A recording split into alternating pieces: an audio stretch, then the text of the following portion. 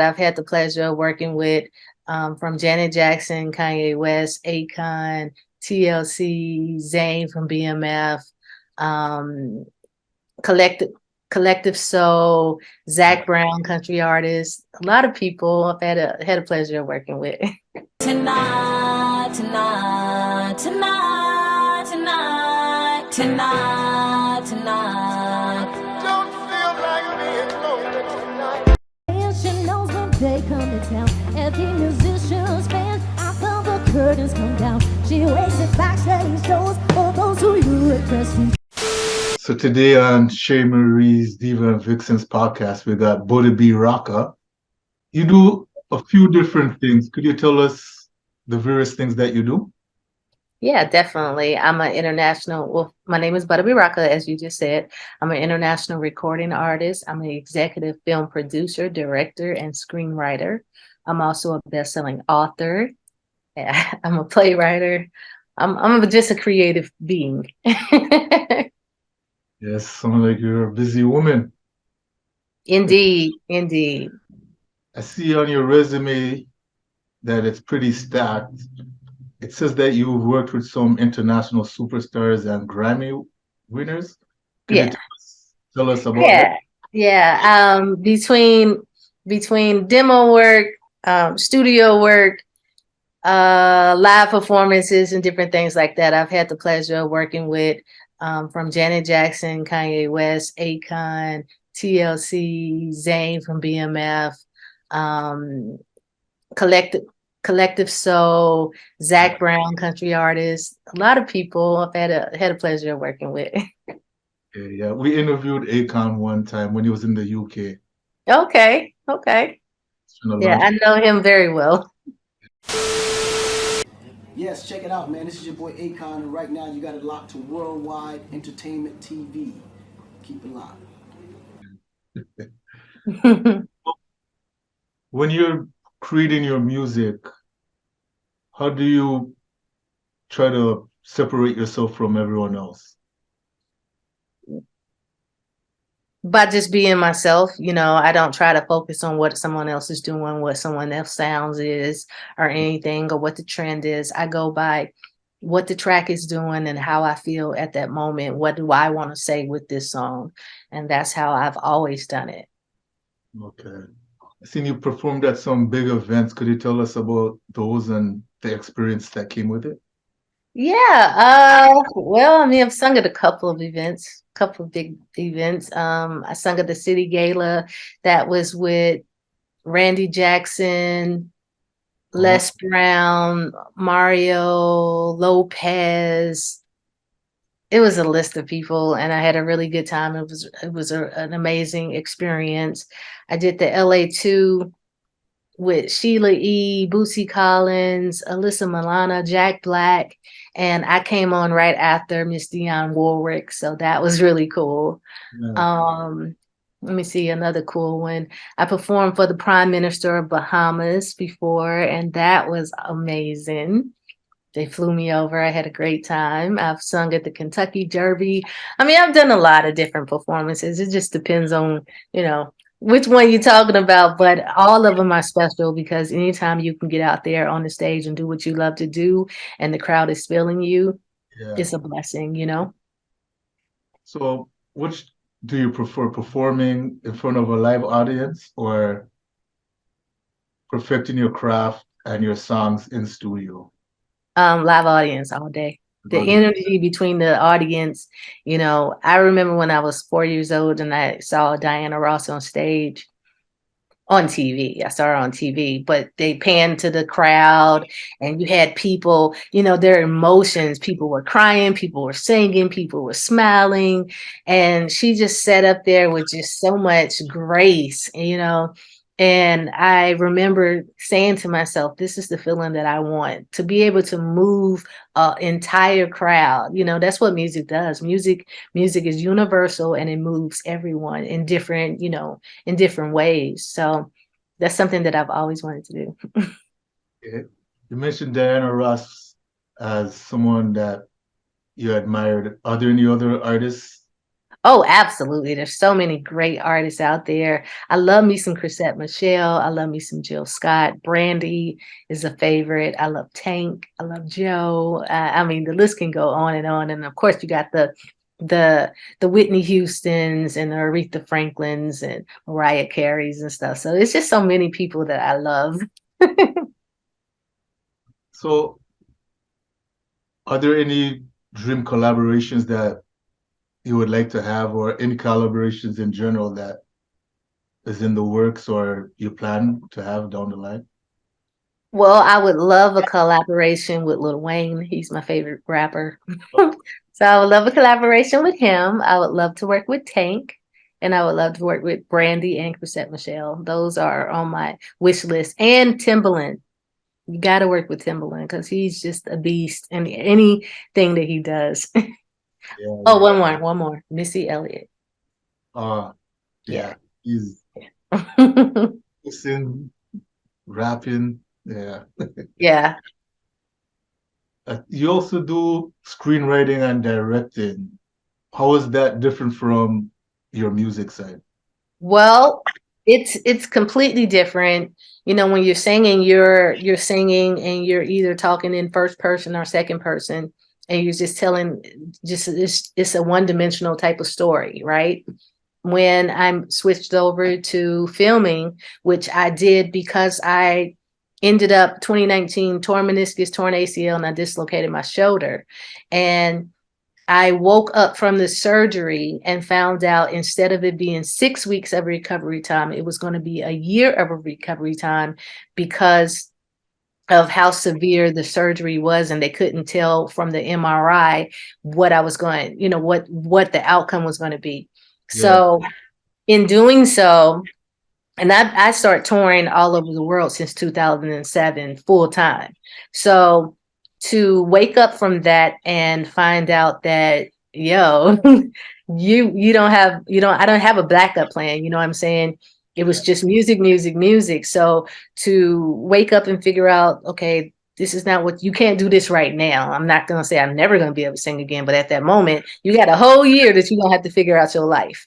And so I knew that I wanted to write, and I had written a play before. I had six national recording artists in my play, including Christopher Williams.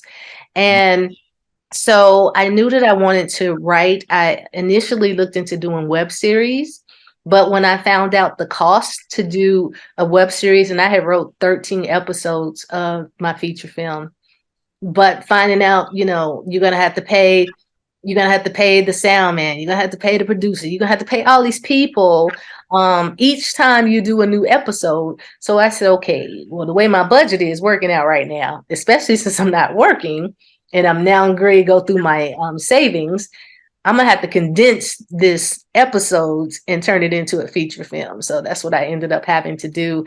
And the writing, when I started writing my plays, I got to understand how to have conversations and how to write the conversations so that you're not over talking each other and different things like that, and you're letting each other breathe.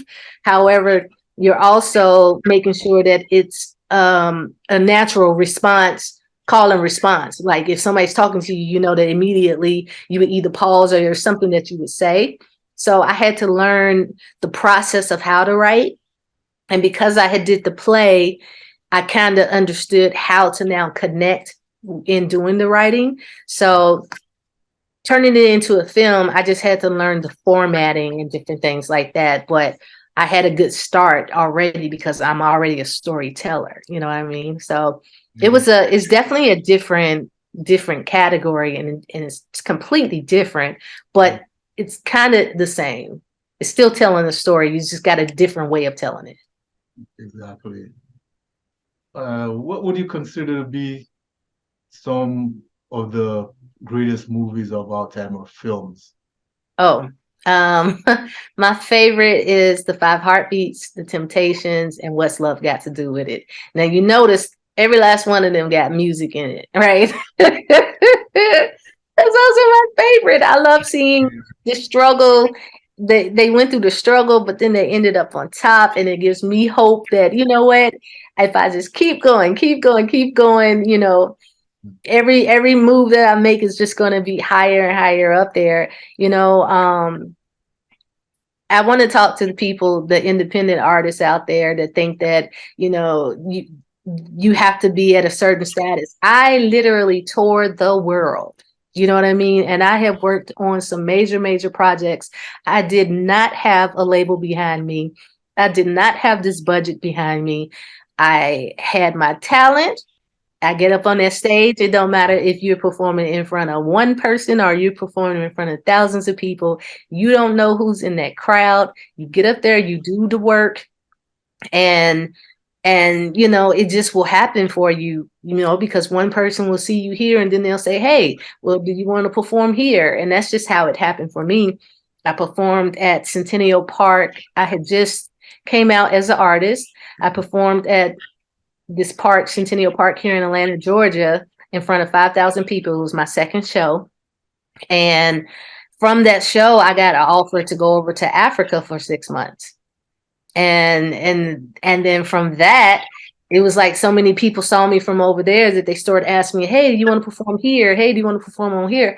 And it's just, the effect of it all. So go after your dreams, don't stop. And it does not matter where you start at. And it does not matter if you are a major or an indie. So speaking about artists for music, who would you consider to be your top 5 and why? My top 5 singers? Yeah, artists in general. Oh, yeah. Whichever you want to speak on.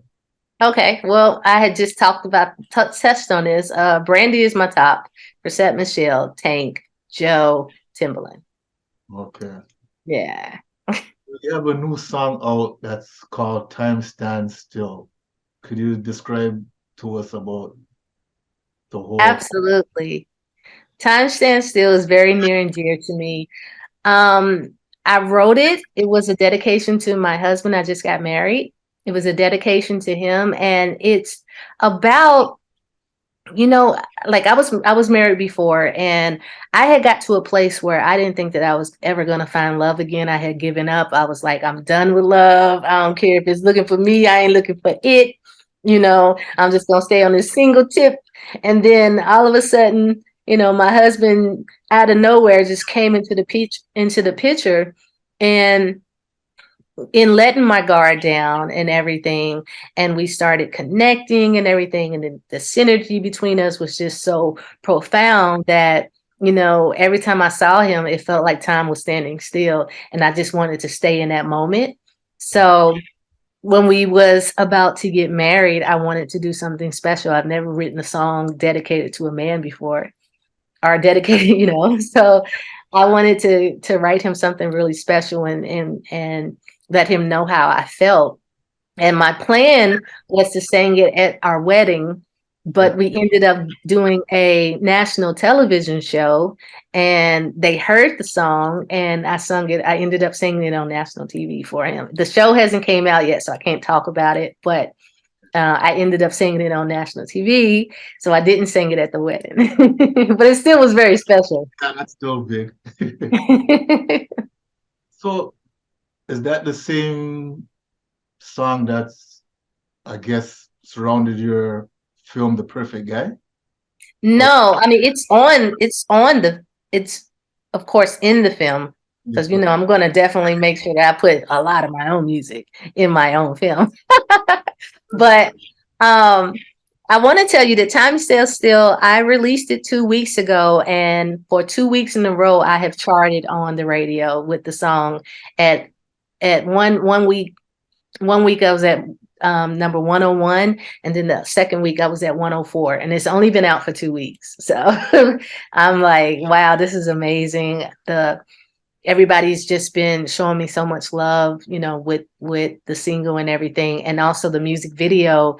In one day, I ended up having 27,000 views on my music video. So it's been a blessing. So where could we see the film when it comes out, and also where could we get your music? Okay. Well, my music is on all digital platforms. My music video for Time Stand Still is on YouTube. And as far as my film, the trailer is currently out on YouTube. It's under Butta B Rocka, ButtaBrocka, and it's called Finding the Perfect Guy. You can find it on there. You can find all of my music videos on there. And currently, I'm going to be having a big private premiere on Sunday, April 2nd, here in Atlanta, Georgia, at Studio Movie Grill. I ended up getting a Prime Day. Usually, when you do indie films, you do it Monday through Thursday. And Friday, Saturday, and Sundays is for the bigger films because that's when they have the most people come out and everything.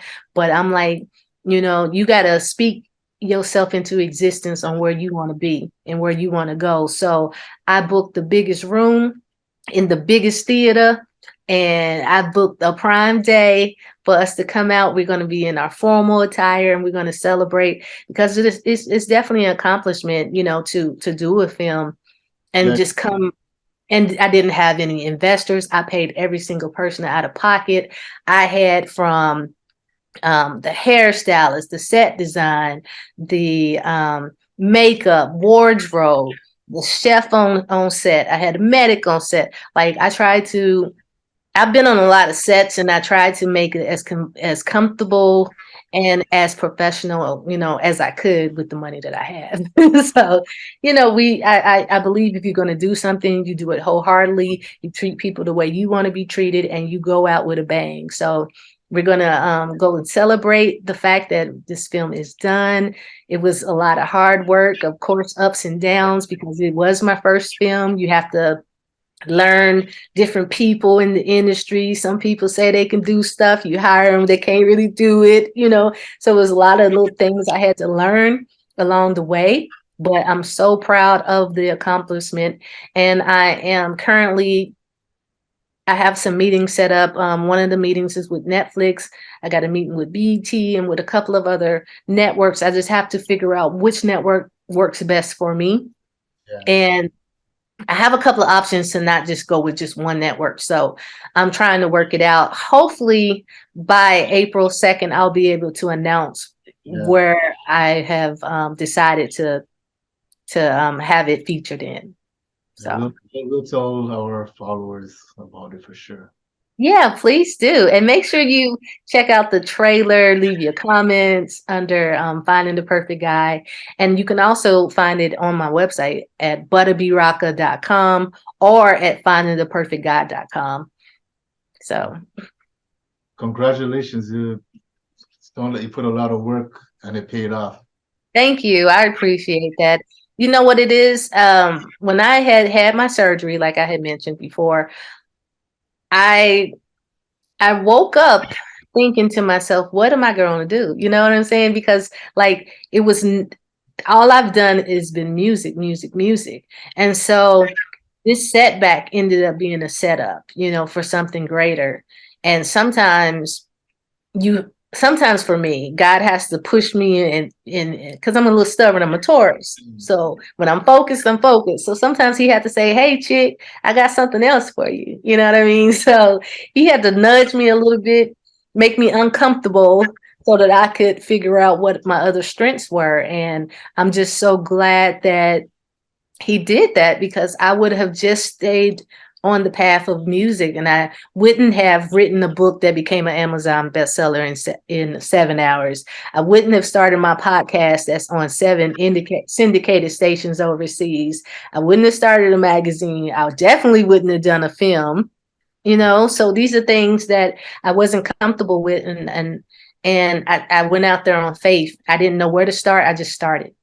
I've come to the conclusion that anything I want in life, I'm going to go for it. I mean, I might not reach it, you know what I mean? But I'm going to get 10 times farther than where I were. Yeah. So I just believe I'm not going to leave this world without just giving everything I got. Yeah. So is there any lasting words you would like the viewers to know about Butta B Rocka? Yeah.